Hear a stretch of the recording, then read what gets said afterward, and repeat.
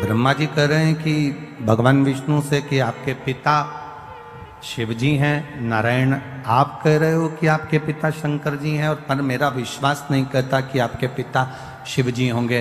तो भगवान नारायण ने पूछा कि ब्रह्मा जी तुम कैसे कह सकते हो कि मेरे पिता शंकर जी नहीं है? तुम कैसे कह सकते हो? तब तुम बोल कैसे सकते हो कि मेरे पिता शिव नहीं है? कहा मुझे एक कारण से लगता है। क्या कारण है? कहा अगर शंकर जी आपके पिताजी होते तो उनके पास में तो ढेरों संपदा होती, क्योंकि आपके चरणों में लक्ष्मी पड़ी हुई है।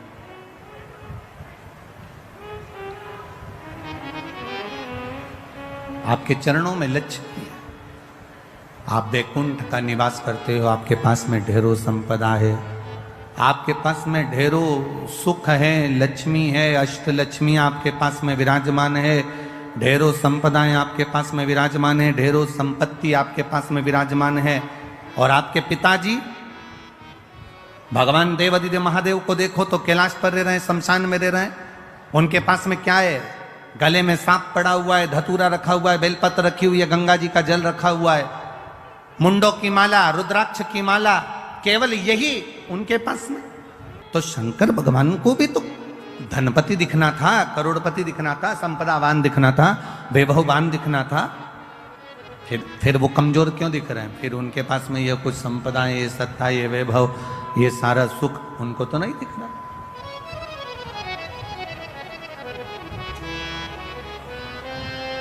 भगवान नारायण ने भगवान ब्रह्मा जी से कहा, भगवान नारायण भगवान ब्रह्मा जी से कहते हैं कि ब्रह्मा जी तुम समझ नहीं सकते कि शिव है क्या।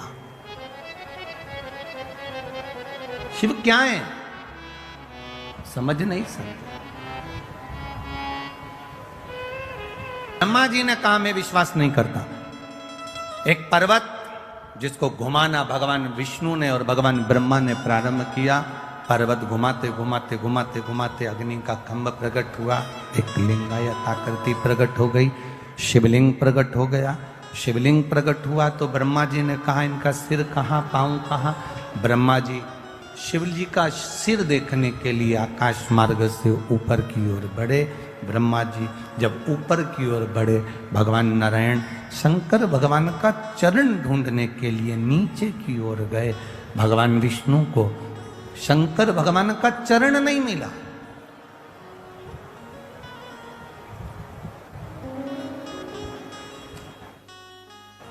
ढूंढ रहे हैं। भगवान विष्णु वापिस आ गए, ब्रह्मा जी से कह दूंगा चरण नहीं मिला। चरण में कितनी विद्वत्ता भरी है मेरे भगवान विष्णु में। वो शंकर जी के चरण को ढूंढने के लिए गए, और ब्रह्मा जी की विद्वत्ता देखिए, वो शीश ढूंढने के लिए गए। सार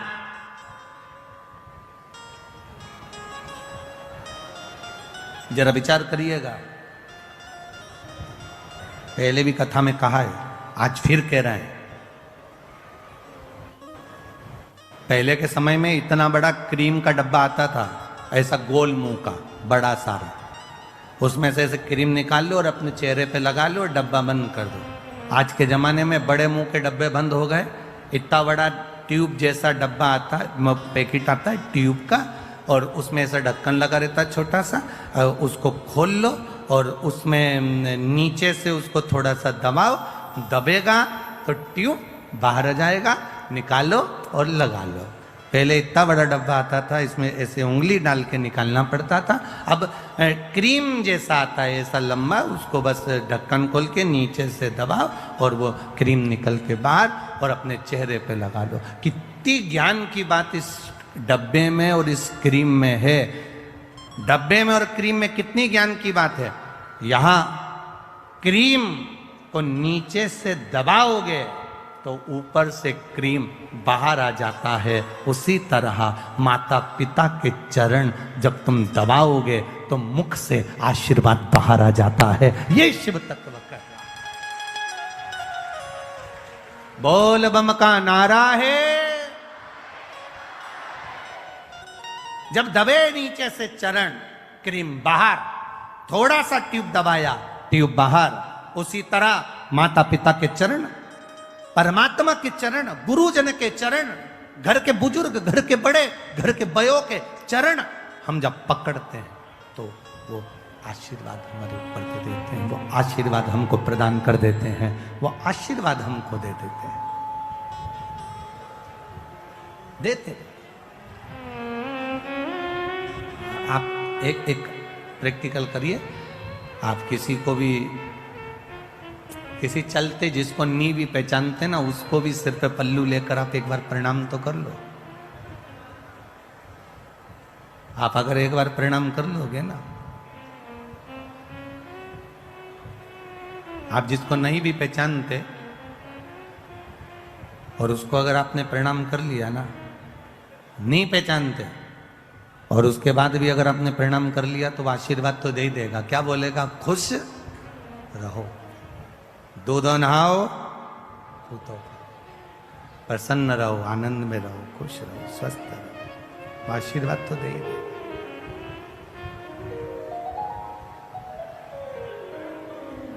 अब जरा विचार करिए, प्रणाम करने का फल कितना है, नमन करने का फल कितना है। आपने केवल प्रणाम करा, नहीं पहचाने तो भी आशीर्वाद दे दिया उसने। शिव जी के चरण ढूंढने के लिए भगवान नारायण गए, वापिस आए, ब्रह्मा जी गए, शीश नहीं मिला, गौ माता को लेकर आ गए, केतकी के फूल को लेकर आ गए, दोनों को लेकर सामने खड़े हो गए। भगवान विष्णु से पूछा कि चरण मिला? भगवान नारायण ने कह दिया नहीं मिला। शंकर भगवान के सामने भगवान नारायण ने एक शब्द सत्य का बोल दिया, इसलिए उनका नाम सत्य नारायण पड़ गया। और जो सत्य का संबोधन कहा तो शिव जी प्रसन्न होकर कह दिए, नारायण मुझे जो सबसे ज्यादा प्रिय है, सबसे ज्यादा पसंद है, वो सत्य तुमने मेरे सामने बोला है, इसलिए आज से तुम सत्य नारायण भगवान बनकर पूजाओगे। सारी दुनिया में तुम्हारी कथा, सत्संग, संकीर्तन होगा, तुम सत्य नारायण कहलाओगे। और उनका नाम सत्य नारायण हो गया, सत्य नारायण।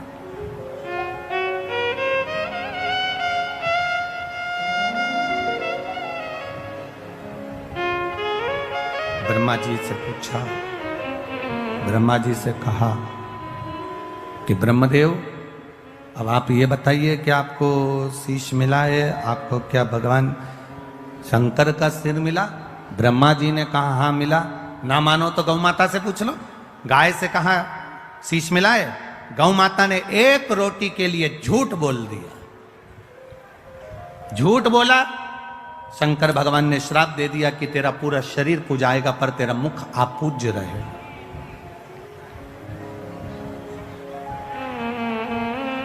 केतकी के पुष्प ने झूठ बोल दिया, शिव जी ने कह दिया सारे पुष्प मुझ पर चढ़ेंगे, मुझ पर कांटे भी चढ़ेंगे, पत्तियां चढ़ जाएगी, जहरीले से जहरीला फूल मुझ पर चढ़ जाएगा, पर सुन केतकी तू कभी मुझ पर नहीं चढ़े। श्राप दे दिया। फिर भी ब्रह्मा नहीं माने तो आखिरी में उन्होंने फिर झूठ कह दिया। शिव जी ने पांव के अंगूठे से नख तोड़कर फेंका और फेंकते से ही काल भैरव को प्रकट करा। काल भैरव ने नख से ब्रह्मा जी का एक सिर काट दिया। कर्मनाशा नदी प्रकट हो गई। ब्रह्मा जी झूठ बोलते बोलते लुढ़कते रहे। तब भगवान विष्णु ने उनके लिए प्रार्थना करी, उनके शीश से बट का पेड़ बना, बट वृक्ष बना। एक विचार करिएगा जरा भीतर से अपने। शिव तत्व कह रहा है, अभी अभी प्रयास करिएगा कि जितना बन सके अपनी जिंदगी में उतना शिव तत्व को प्राप्त करने का प्रयास करिए। एक जुआरी जरा सा फूल पत्ती भगवान पर फेंक देता है और वो राज सिंहासन पर जाकर बैठ जाता है। तो ये जो सावन का महीने में जो अधिक मास आता है, ये कोई साधारण नहीं है महाराज। सावन के महीने में जो अधिक मास आता है, ये कोई साधारण नहीं।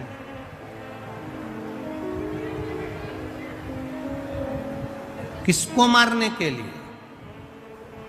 आप लोग तो सब मैनपुरी के जितने भी श्रोता भाई बहन यहाँ बैठे हैं सब समझदार हैं, सबने कथा जान रखी है कि मलमास कौन है, अधिक मास कौन है। हम ज्यादा इसका प्रसंग आपको नहीं कहेंगे कि किसको मारने के लिए।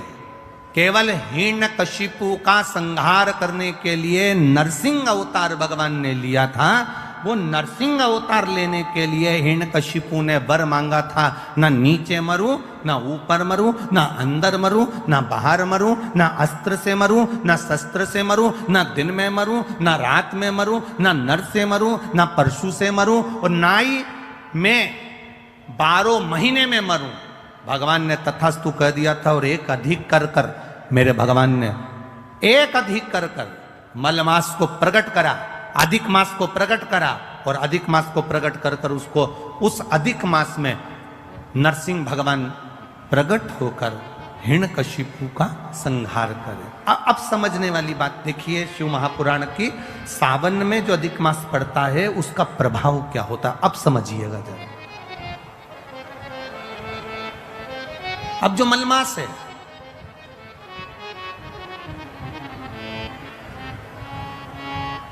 इसको मलमास कहते हैं। एक अधिक हो गया, 12 महीने से एक अधिक हो गया मलमास।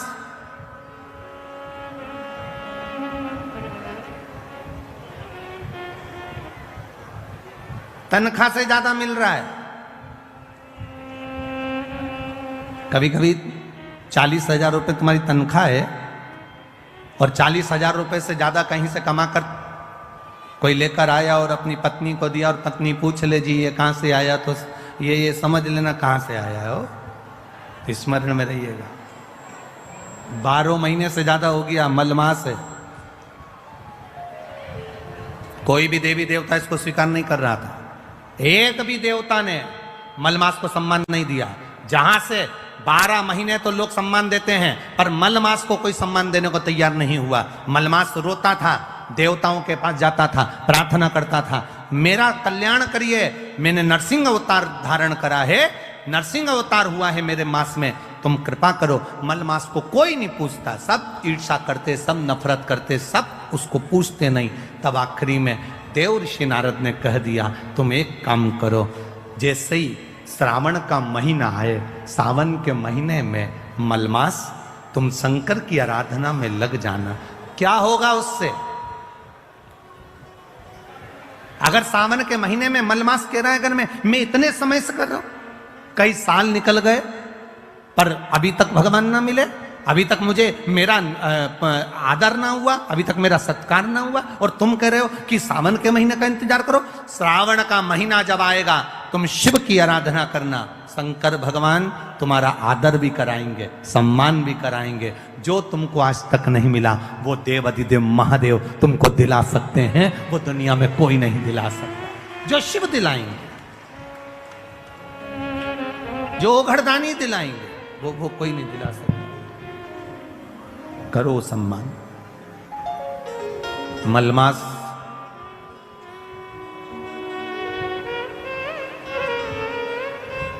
मलमास रो रहा है। सावन का महीना, आपको पहले भी कथा में कहा था, सारी समस्या का हल, जम के बोलो जरा, जम के बोलो, 1 लोटा जल। पर सावन के महीने में, अरे जम के तो बोलो, 2 लोटा जल। अब तुमसे कोई पूछे कि ये लोगों को तो बुद्धि ना जाने दुनिया के लोगों की कहाँ चली गई, हमें तो स्मरण में नहीं आता। दुनिया के लोग जो ये कावड़ लेकर जाते हैं, तो कावड़ वाले पर लोग कमेंट्स करते हैं कि कावड़ क्यों ले जा रहे हो, कौन ले जा रहे हो, क्या काम है, तुम ये कर लो। तुम भी एक बार मौका मिले तो स्कंद पुराण और स्कंद पुराण का काशी खंड,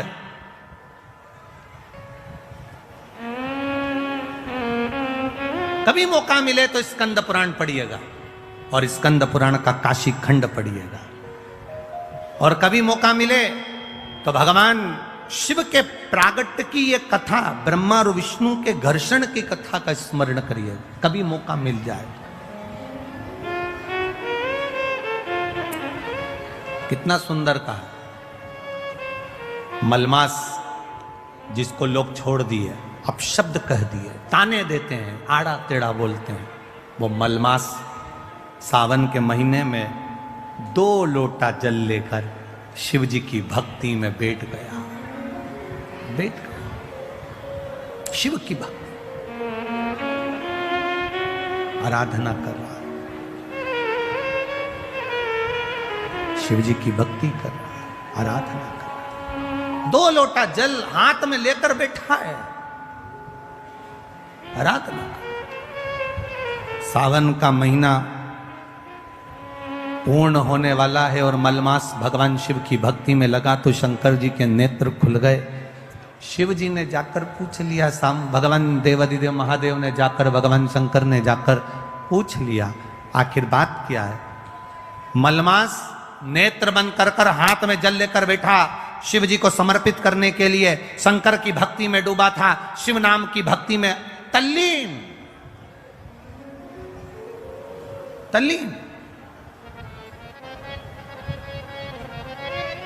शंकर भगवान ने पूछा तो पार्वती जी कहती है मलमास है, आप इसको आशीर्वाद नहीं दे सकते, आप इसको वर नहीं दे सकते।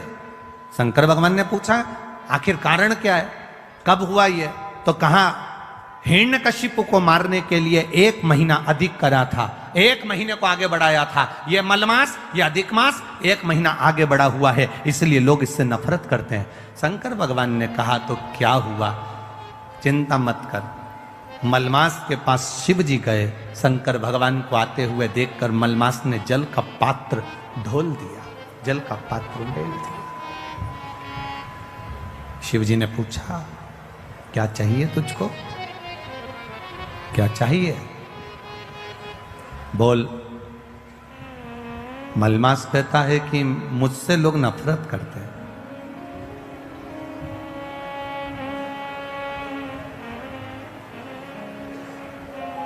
देखो, राहु भी शिव की आराधना करता है, चंद्र भी शिव की आराधना करता है।